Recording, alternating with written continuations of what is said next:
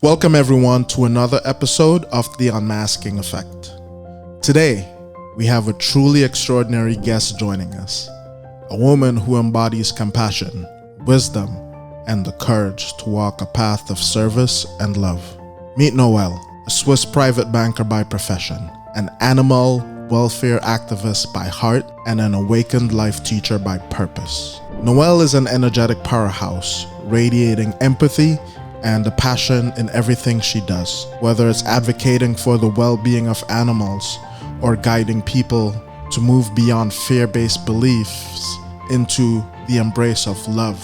Her mission is crystal clear: to uplift and awaken. She's the author of The Animal Code, a profound exploration of the connection between humans and animals, offering insights that inspire us to honor all life with reverence. What makes Noëlle truly remarkable is the way she integrates the corporate world of Swiss private banking with her deep devotion to service, personal growth, and spiritual wisdom. It's a unique and powerful blend, and I can't wait for her to share her journey and insights with you today. If you're an animal lover or someone seeking to live a more awakened, love-centered life, this is the episode for you. So grab your favorite cup of tea, settle in, and join me in welcoming the incredible Noëlle to the Unmasking Effect. Let's dive in.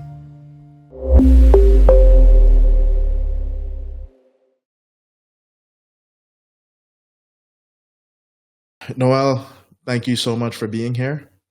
And I'm really excited to just hear about your own personal story. I have a little knowledge of your background and some of the path that you've been on to take you to where you are now. But tell us just a little bit more about yourself and who you are, and also where you're located. I'm located in Zurich, Switzerland. So that is Central European time in the middle of Europe. Switzerland, for everyone in America who might not have heard from this, a little country. It's a very small country, at the moment around 8 million inhabitants. Zurich is a very international city. We have a lot of expats here from all over Europe and all over the world. So this is why I speak a little English and can speak English. We have 3 languages in our country. We speak German, we speak Italian, and we speak French. So we grow up multilingual in school, because if you drive 2 hours south or west, you speak another language. And if you can't speak it, you can't. I mean, you can communicate with your hand and feet, but not really. Switzerland also is one of the oldest democracies in the world. We have 7 presidents. We do not like power in the hands of one. This is why we have 7. 7 presidents? 7 presidents. Wow. And they all earn a very moderate salary, so they're not inclined to take the job because of personal wealth or greed. They can only take the job from a heart of service. Interesting. Very interesting. So as a kid growing up, what was life like being surrounded by so many different varieties and thoughts and beliefs? So, I'm 56 years old now. So when I grew up in the 60s and 70s, I was born a Valium baby. So at the time, women who were nervous or had a little bit, problems mentally, like my beloved mother, the gynecologists give them Valium to calm them down. So when I was born, I was a very fragile, super sick baby. And I needed like 8 years to recover from whatever I had. So it meant I lived in solitude, a lot in hospitals, no contact to other children. And I had a very deep contact to my dog and cats. So this is why I speak animal language. I basically was raised by a dog and a cat. Tell me about the animal language. When you say animal language, are you hearing them, or are you feeling them, or how is that communication done? In animal communication, I mean, I didn't even know I was doing that until much, much later. But how I perceive it is like a feeling in the heart and an imagination. So it comes in pictures. So, for example, if my dog looks at me, I can feel and see if he wants to go out for a walk. I see trees. I mean, see, in my inner eye, in my imagination. Or if he wants food, I can see, some treats.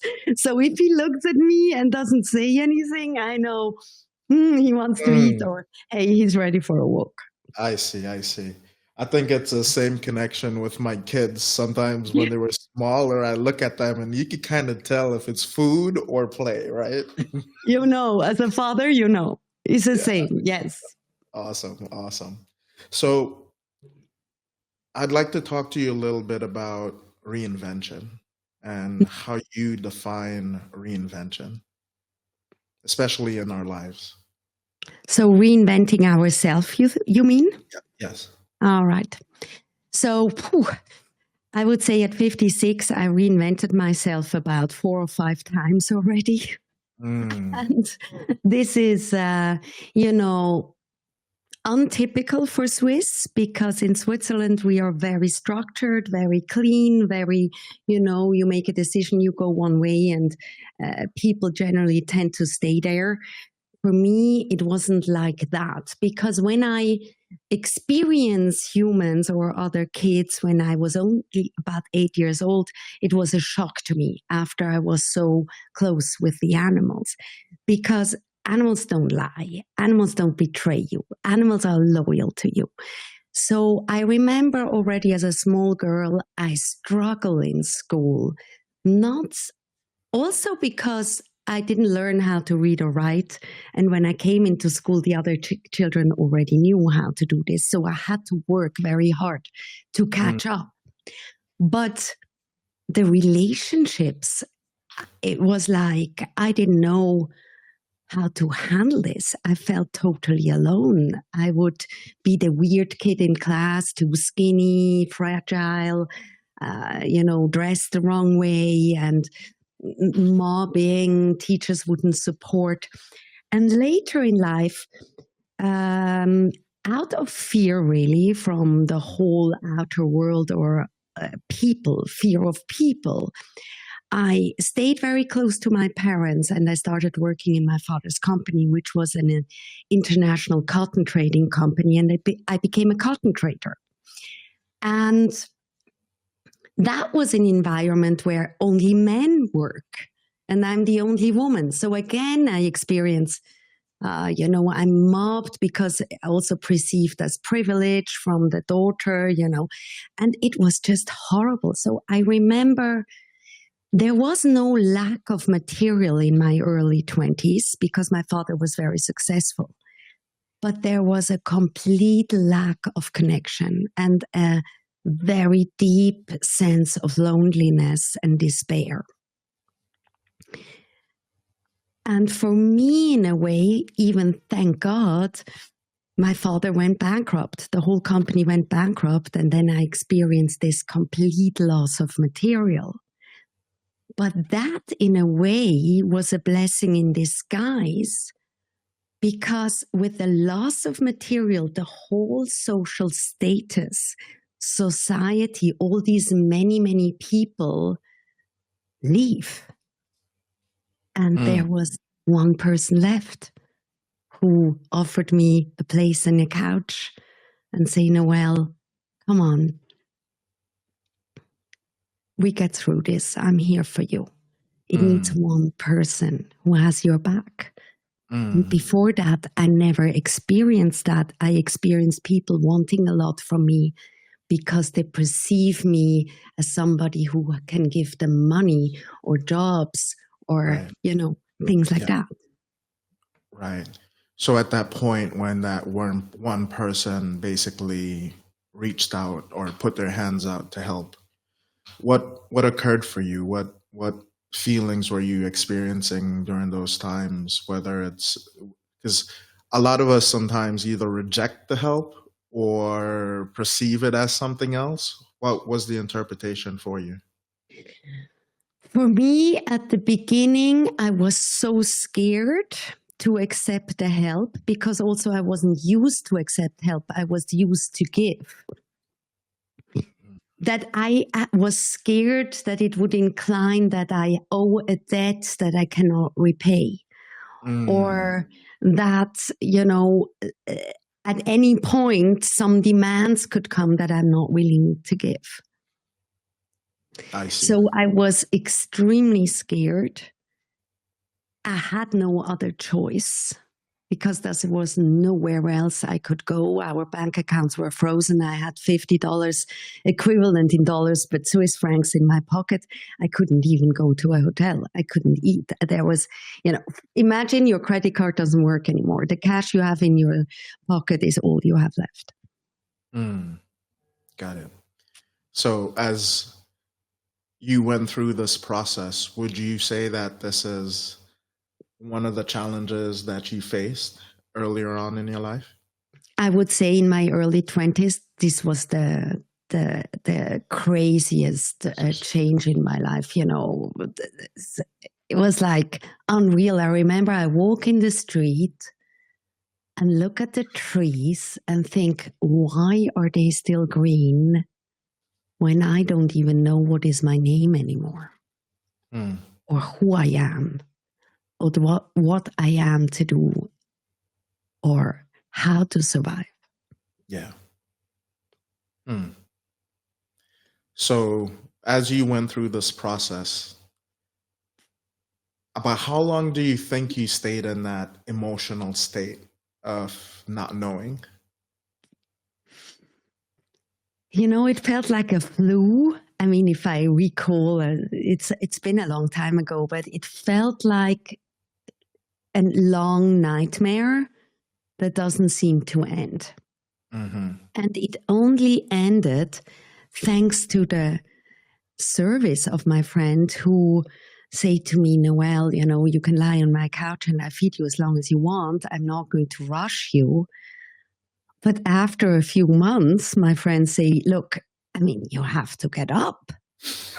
It was like a depression. I couldn't, it felt like I'm totally frozen. And there was a phone call from a banker who looked for me because this bankruptcy was well known in Switzerland. My father was how you say in English, a public figure. So this was in all the newspapers and stuff. And this banker, at the time, you didn't have any cell phones or computers. He found me and called the phone of my friend. And apparently he called many times. I never pick up the phone because it's not my phone. But my friend was home, pick up the phone and says, Noëlle, there's a banker on the phone and it's for you. And I'm like, oh my God, what do they want? So I take the phone and the guy say, listen, we are one of the banks that are responsible for this bankruptcy because we pulled all the credit lines. And I remember you from work. This is my name. Do you remember me? And my head was like blank. No, I don't know who that is. He said, look, can I invite you to dinner and we talk because I would like to offer you a job at the bank. So I was like, okay. I go to dinner. He offered me the job. I take it. And then I became a Swiss private banker for the next 15 years.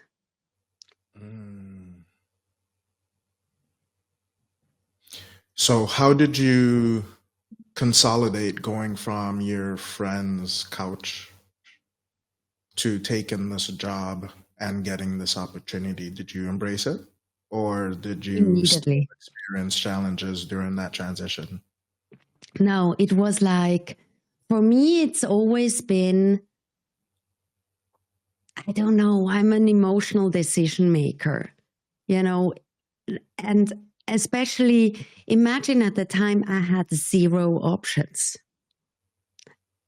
this was the only option there was, like the only opportunity, and the first one. I was not going to wait for another option.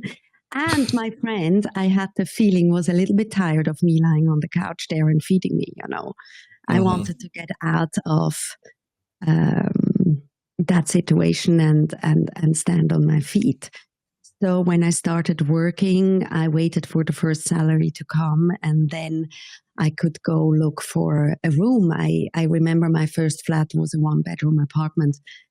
And when I sit there was no furniture, nothing. I felt like, oh my God, this is so amazing. I have my own 4 walls. This is the best day of my life. Yeah, so you're grateful for the 4 walls. Yes. And yeah. It's interesting how just having gratitude for what we have, as simple as it may be, how important that is. And I guess if you look where you're coming from and going through that journey, it kind of puts things in perspective, how important the things are. Yes, and you know, I realized that before, as a kid, materially, I was living in basically castles. But I never had the feeling I have my own 4 walls, even living in my parents' place or being, you know. And this was the first time where I felt, even if this is a very shabby little room, it is mine. I can carry it from my own work, from my own. I'm not having to please or adapt or be or behave in any way that somebody else. This is now my work. Yeah. So I put everything I had into doing well in this job. Yeah. Just out of curiosity, what was the relationship like with your dad during those times leading up to going into the new position? I remember when my father went bankrupt, our family fell apart completely. We didn't speak or hardly ever spoke, frankly, ever since. Because the pain, my father divorced my mother after that. He fell in love with a new lady that was younger than me. He transitioned into being with a new family. And I didn't ever take it personally, and I feel my father in my heart. But I think it was painful for him to see us because he tied his self-worth and his being to his business success. So that failure to see us would remind him of it. I see. That's very interesting because as men, and I'll just say human, but it's a little different for men. There's this association with the business or the physical thing as our identity, and when we lose it, it creates massive dissonance and disassociation. Yeah. Yes. So if we're not aware, it can be very destructive. Very, yes. It was very, very destructive time, and frankly, it broke my heart. And it also broke my heart that we lost all the animals because we were living at the time of the bankruptcy in a farm with very many animals that I love very much. And as we lose it all, these animals left as well. Yeah. So once you made that transition and you started working at the bank, Noëlle, like what was your mindset?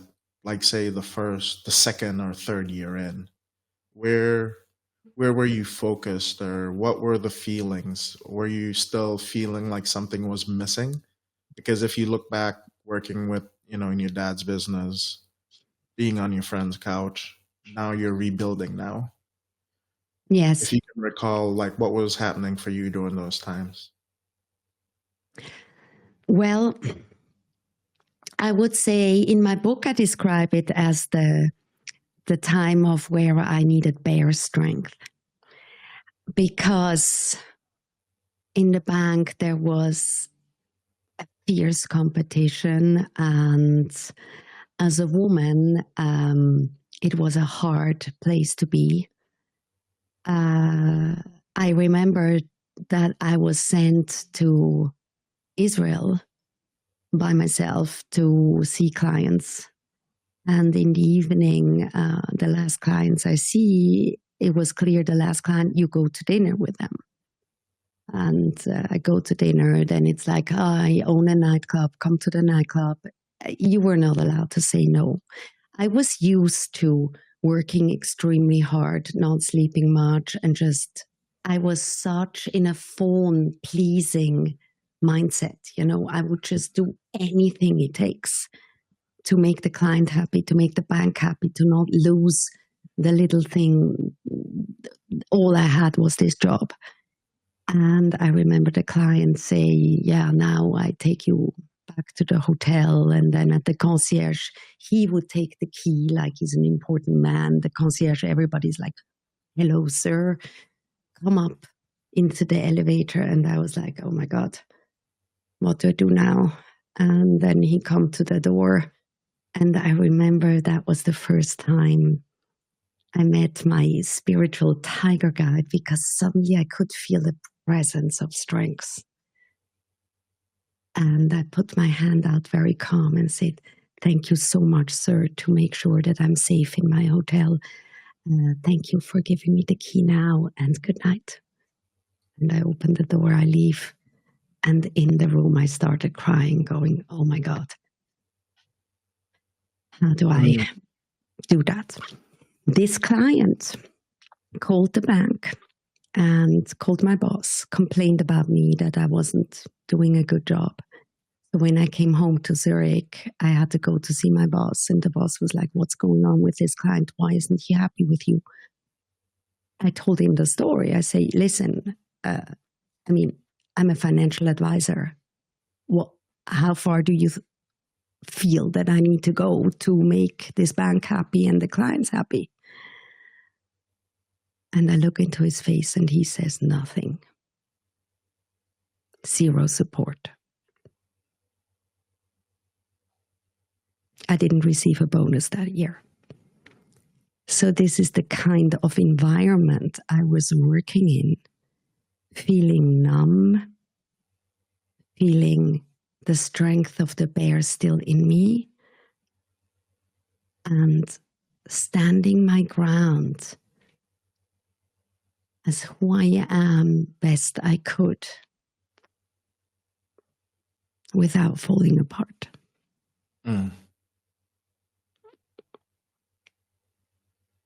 That must have required a lot of strength, Noëlle. Yes. And I had it. Because the bears, when I was at night in bed, I didn't have any physical animals next to me anymore, my dog, my cat. But I could feel the animal kingdom loving me, saying, you're not alone. Mm-hmm. We get through this. So this happened earlier on in your career at the bank? Yes, in my late 20s, yeah. Yeah. And as you went through that journey and working through the bank, did you feel like you received support, or did you feel like you just had to still find yourself and hold your boundaries on who you've committed to be as you went through your career? How did you manage that? In this bank, there was no support that I perceived as support. I mean, I was supported to do well for them. Mm-hmm. I was not supported to, look at who am I and do I even belong here? Yeah. So earlier you said you've been through a few reinventions, if you might call it that, right? Yeah. Do you see a similar thread between all the reinventions that you've been through, the four main ones, without getting into the details of each four? But is there one similarity that you see, a thread that runs through all four? Absolutely. I see, how to put this. It felt like a life would fall on me from the outside. and shake everything up every single time. It was an outer event that just demanded a complete shift. And I was a person at the time, through all these shifts, that would just like, it was maybe like being in a little boat in the ocean. So if there was a storm, I would hang on to the boat. If there was nice weather, I would hang on to the boat. I would never question, do I even belong into this boat? Is this even my boat? Who am I in this boat? Till I realized that there was a sense of exhaustion in me. Like enduring where I'm at is not enough. Waiting for an outer change to shake that is not enough anymore. It's like, how can I create change instead of allowing change to create me? And that didn't happen until my early 50s to discover that. And I remember in my actually early 20s, mid-20s already, I saw this wise Japanese woman, a shaman. And I remember somebody tell me, Noëlle, there is this amazing wise woman in Zurich. You can get an appointment. I'm like, okay, I have to see her. I don't even know why, but I have to go there. So I look for this house, and at the time you didn't have GPS on your handy where you find every place. I couldn't find her. It was raining cats and dogs. I'm in my suit, finding this place, and I'm 50 minutes late, and I have a 60-minute session with her. So I arrive wet like a poodle, in tears for 10 minutes. I pay the 60 minutes. She looked at me like that and say, so how can I help you? I started crying and I say, I don't know. She started smiling and said to me, are you tired? I'm like, no, I'm beyond tired. I'm exhausted. I feel like 100 years old. She's like, I can see that. We are silent. The clock is ticking. 5 minutes left of my session. And then she say, you know, when a dolphin lives in the desert with camels, it's no wonder he feels exhausted.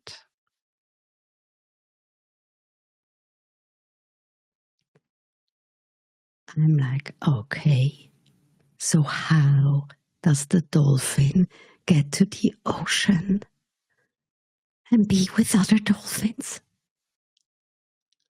She smiled and say, begin with being authentic. Speak your heart so other dolphins can see you. Stop pretending you're a camel.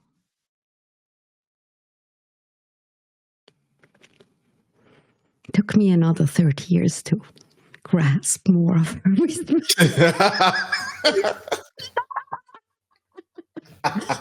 But this I never forget. So I begin to shift completely because imagine, okay, this is my start at the banking industry. Yeah. But 10 years later, I'm the right hand of a very, very powerful man. And this is a kind man. This is a good boss. This is a place where I learn a lot. This is a place where I'm actually finally supported. This man rescued me from the banking industry, and I became a trustee. So imagine I'm in a very amazing position, the gatekeeper to this man's door. Again, there is 1,000 people who want to invite me to get to him. It's not about me. It's about, again, I'm in a position like that. I go on vacation and I find a little puppy on a deserted beach that is abandoned. I pick up the puppy. I look in the puppy's eyes and I say, "You're not dying here on my watch." I take it back to Switzerland. And imagine, at the time I work 24/7, traveling every week. I can't have a dog. And I go to my boss and I quit. Because what came up in my heart is, if I don't have a life to care for this puppy, I must change my life. And this was the last time my life was shifted by an outside event, like finding this puppy. From then on, everything dropped into the heart. From that moment on, I did everything to accommodate this puppy. I created the first dog sitting company in Zurich, Switzerland. It didn't even exist, companies like that. It was successful. Then I created one of the most amazing charities for stray animals in Romania. It didn't exist in this way. I remember when I created this, I wanted to speak to the founder and president of Four Paws, which is an amazing, beautiful, huge charity for animals worldwide. And after calling this man's office 20 times, finally he picked up and he say, "Okay, Noëlle, let's have a meeting at the train station. I have half an hour in Zurich before I move on to Vienna." So I go there with my husband and ask him, "Can you help me build this up?" And I remember he said to me, "Noëlle, I have millions at hand. My wife is Romanian. I have a network in Romania. What you want to do is impossible. I tried." So I remember my husband walking with me outside of the station, and he says, "You know, Noëlle, did you hear? This doesn't work. Just forget about it." But I saw the eyes of the animals in the streets of Romania, and they are in my heart. And say to my husband, "In the contrary, let's show them." 13 years later, it's an amazing animal rescue garden, and it happened. And here it comes. Now I learn, how do I make things happen? When my heart, my soul tells me, step up, create this. And I think terrorized, how should I do this? I don't have the money. I don't have the network. I don't speak the language. I don't know anything. I'm not even a manager. This is not my superpower. I'm not even a structured person. How Tony Robbins teach us, and I experience firsthand, is who. With whom are you doing things? Everything boils down to who are you with? Is it people aligned in their heart with you? Or are you surrounded by people who just have different values?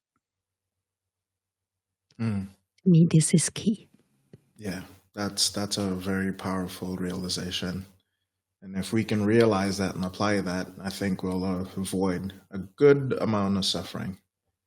You know, in private banking, as a private banker, or especially as a trustee when I was older, in my late 30s, the wealthiest families of the world ask me, "Noëlle, what's the most important decision to keep our family money safe?" I mean, already we put it in Switzerland in the vault already. What more can we do? You know what my answer was? And I still give you the same answer. The most important decision, financial decision you make in your life, is not about where you put your money or in which stock you invested or real estate or whatever. It is, who are you with? Who do you marry? Who do you share it with? Because I have seen fortunes falling apart due to relationship struggles. Fortune. And when you say relationship struggles, you mean like husband and wife, siblings? Husband and wife, siblings, also co-workers, your team, your charity team, if I couldn't trust my team in Romania with my life, we couldn't do what we do. And what I was missing all my life was that kind of relationships where a word is a word, a hand is a hand, a heart is a heart. That, I want to be surrounded by that. And I am that. So that goes to the idea of you decided who you were going to be. Yes. And in you being that, you created the boundaries that needed to get that back, or not even needed because it's not needed. It's almost like you attract who you are, if that makes sense. Well, I still get betrayed, but it doesn't sting. I understand where the other person is coming from in this betrayal, so I can offer compassion, but I won't stick around. Because I don't want to spend my time with people who steal or betray or backstab. And I know it's coming from a place of survival or a place of insecurities. I'm not even taking it personal. But don't we want to build something on this planet that is beautiful? And if we do that, can it not only be the calling from our heart, the connection from us in our heart to be the boss of us? I do not allow my personality and my fears to be the boss. I demand my heart to tell me what to do and obey to that. Yeah. So how do you handle, like you just mentioned, the betrayal? Even though you're vibrating and showing up a certain way, but the betrayal still happens. Doesn't that trigger the fear? I had a lesson from, you don't believe it, very early on. I mean, betrayal in the banking environment was totally normal. I mean, that's like, if you take that personal, you don't survive for long. So I was like nearly used to it, I wouldn't expect anything else. But I had to learn actually not to expect it anymore. Or be like, hey, there is actually different people that don't do that. But I remember there was actually a client of mine, a Russian oligarch, an amazingly heartfelt, amazing guy. And I arrived to a meeting with my bike, crying. He looked at me and said, Noëlle, are you insane coming to this meeting like that? What's the matter with you? And I'm like, I'm so sorry. I can't concentrate on your business right now. I'm just heartbroken. He said, why are you heartbroken? Like, because my best friend, my dearest friend just betrayed me, and I tell him the whole story. And I'm like crying on the shoulder of my client. You don't do that in Switzerland. But he was Russian. You can do this with Russians because their heart is big.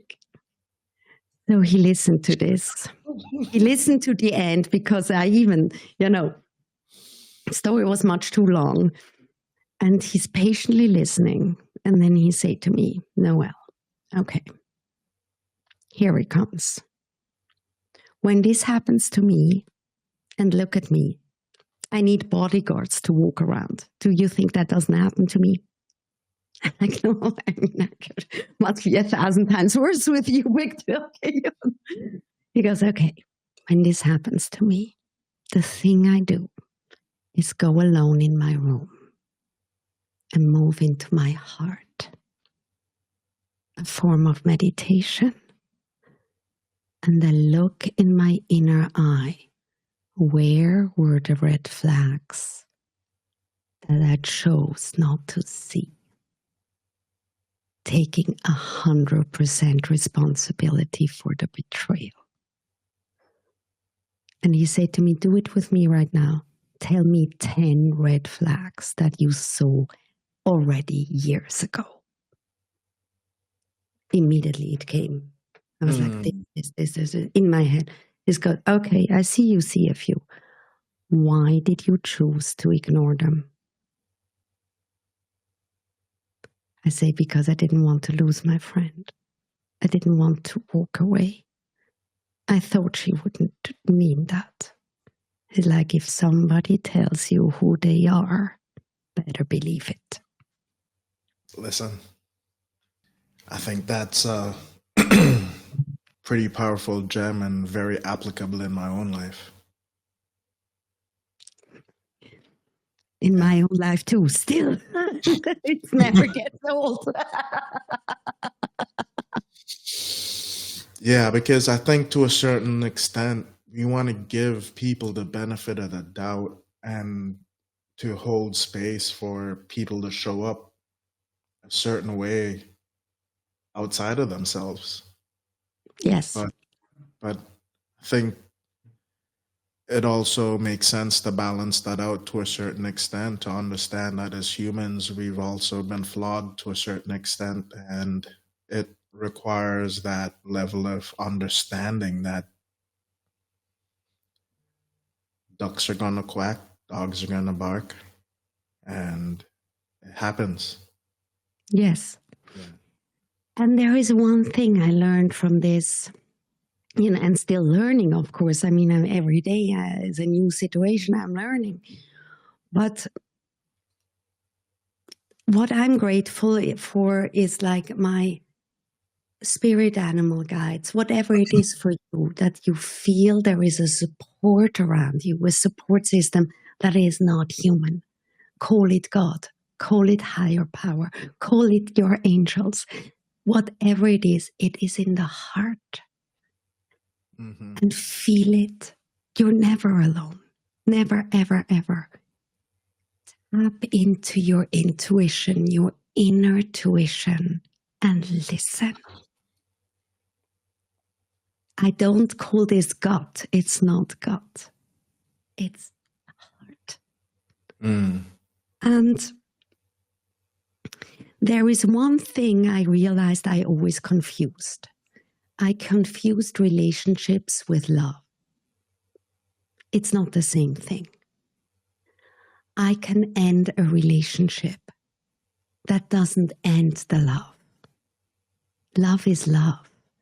I can show compassion. I can show acceptance. And still I can end a relationship.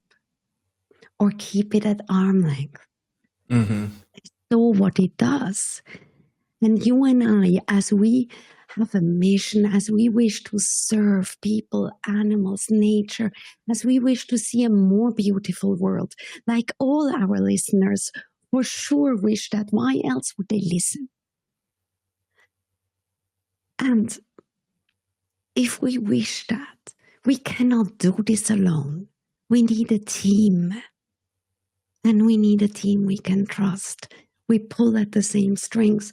We can't allow ourselves to constantly be distracted by drama and dysfunctional toxic relationships, because that will stop you in your track. And you owe it to your soul to shine your light and go after your purpose, whatever it is for you or for me. Otherwise, betray yourself.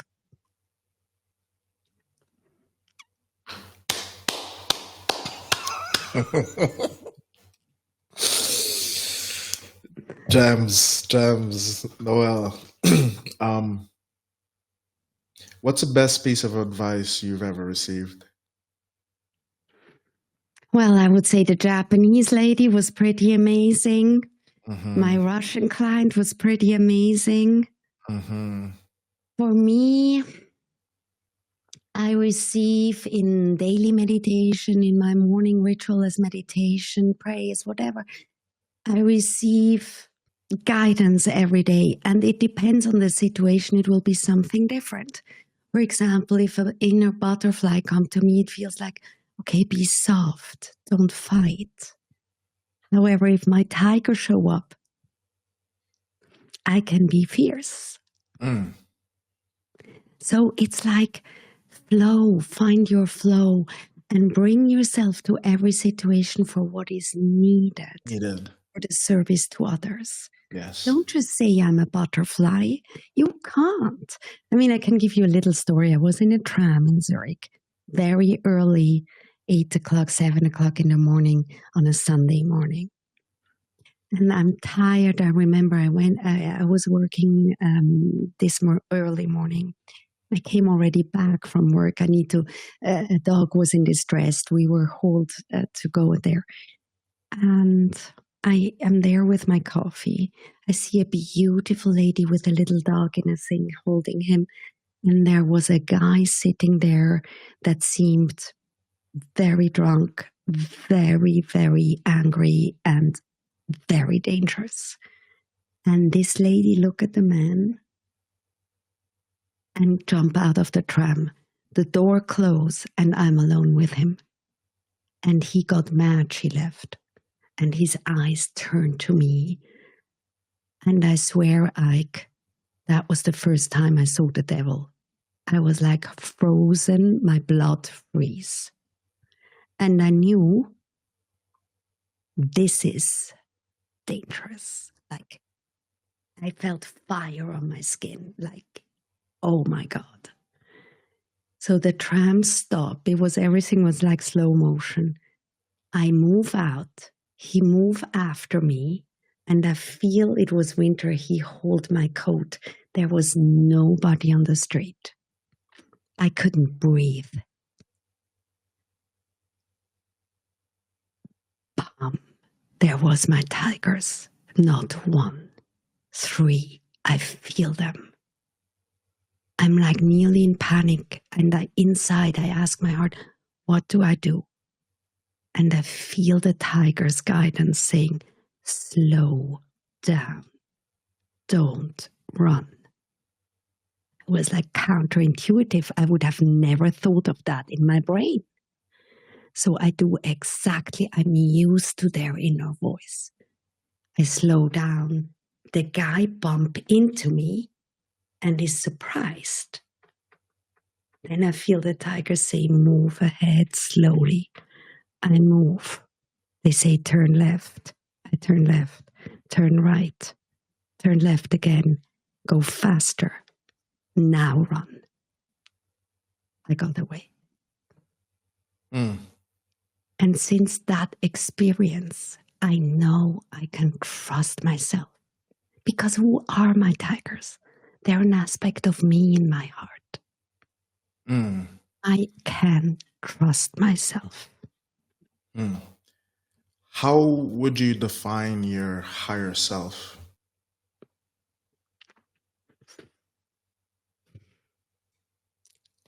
Well, soul, higher self, spirit, spiritual guides, God, I cannot say I can define it. I can say I experience it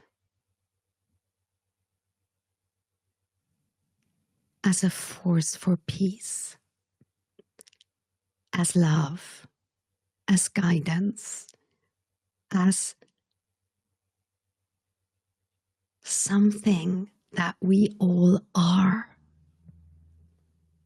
A personality, experiences, nervous system, brain, heart, body. But I know I can have thoughts that are not helpful for me or others. Still, I don't need to hold on to them or define myself just because I had a bad thought. Emotions, look at yourself. They change like waves. Suddenly I feel happy, then I feel sad, and it is. They come through, they leave. But there is something that never changes. Never.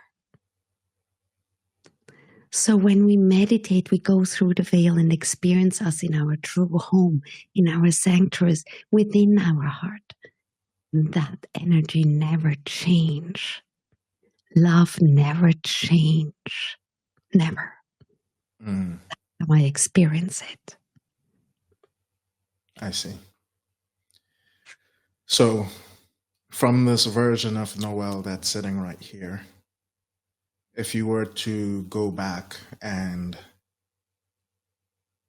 meet or find that 12-year-old version of yourself, what would you say to her? What advice would you give her?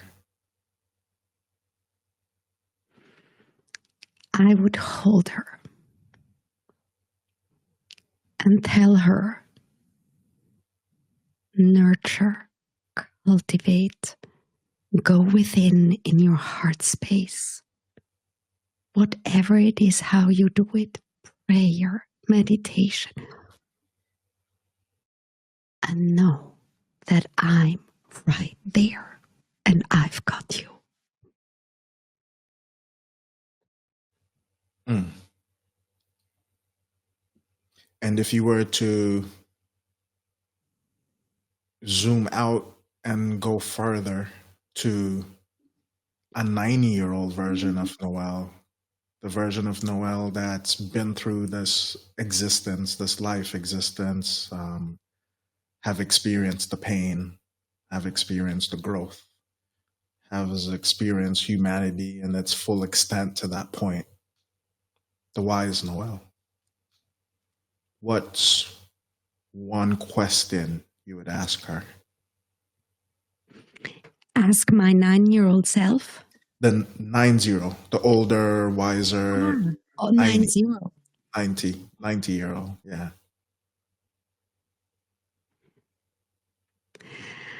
I cannot think of a question. I can only think of holding her, say, thank you for still being here. Thank you for doing your best every day. Thank you for being with me. Thank you. And please don't die. Stay here until our last breath we serve. She is me. I'm now and me. Me as 12, I'm me. What is time? We are all in this.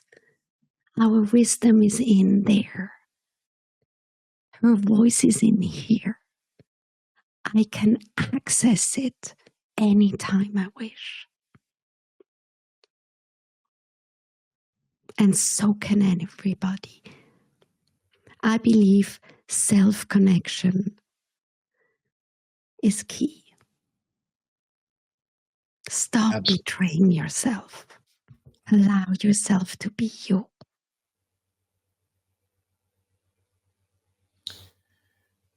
What advice would you give someone that is, say, currently listening to you right now, and they're in a stage of their life where they're reinventing themselves? They're going through a major transition, and sometimes going through those transitions, it's the toughest times. It's the hardest times. So they're battling all the emotions, the feelings, all the things that are coming up. What's one advice you would give them at this point?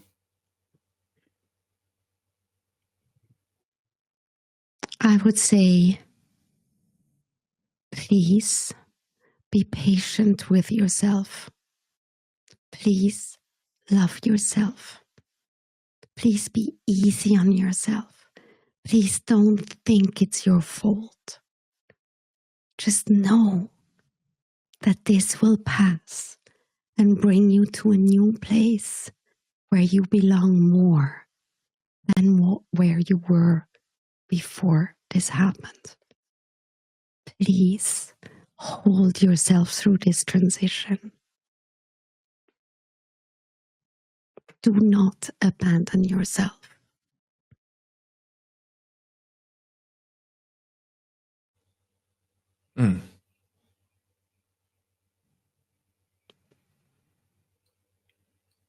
Amazing, Noëlle. You've definitely brought a lot of wisdom today.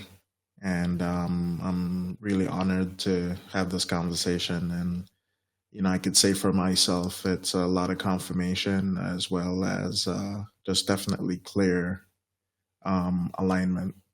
And, I hope for the folks that are watching and listening, for them to really hear the words, and not just the words, but what's being said behind the words. And also not just hear it, but be very prudent in implementing some of the things. Because it's the only way we can get through and get by and not reinventing or keep doing the same thing over and over again. So Yes. I'm really grateful for you being here. As we go to close, Noëlle, how can people find you? And I know you made this amazing book called The Animal Code. If those wanted to explore and learn more about you, where could they go and find your information? So the Animal Code is on Amazon. It's called The Animal Code 12 Steps to a Path of Purpose. And it shows a little bit of 12 snippets of my life where it shows how an animal like the bear would serve me to get through that period of time. And then it's also a workbook. You will have 2 pages where you can reflect on yourself. The point of this book is to inspire you to stay strong in your path or discover your purpose if you feel like I lost it, or, whatever. However it can serve you, this is important to me. So I can be found on my website. It's noelle.love. And I offer 12-week online group sessions of 90 minutes every Tuesday from 4 p.m. to 5:30 Zurich time. This is 10 a.m. to 11:30 a.m. on Tuesdays Eastern time. And there we go into a little bit personal stories. Then we go in a deep meditation. Then we journal together, see what the guides told us in any situation of our life, and then share. This is a very beautiful small community that is just starting up. And the next Animal Code is starting on October 29th. I think it's a Tuesday, last Tuesday of October. Got it. So this is an opportunity to sign up or, book a call with me to see if this is for them. And if they'd like to be part of that, everybody is welcome. What an incredible and heart-opening conversation with Noëlle. Her blend of empathy, wisdom, and purpose is truly inspiring. And if you're an animal lover, I hope this episode touched your heart in a special way. If you want to dive deeper into Noëlle's teachings or explore her book, The Animal Code, be sure to connect with her. Trust me, her work will leave a lasting impact. And don't forget to share this episode with someone who could use a little more love and connection in their life. Before we wrap up, I want to remind you about the Unmasking Effect membership community. This is where the magic happens between episodes. In the community, you'll find like-minded individuals, exclusive resources, live events, and tools that help you integrate the wisdom shared on the podcast in your daily life. To learn more, join us at theunmaskingeffect.com. Thank you for tuning in today and for being a part of this amazing journey. Keep unmasking, keep growing, and keep believing in what's possible. I'll see you next week for another transformative episode of The Unmasking Effect. Peace.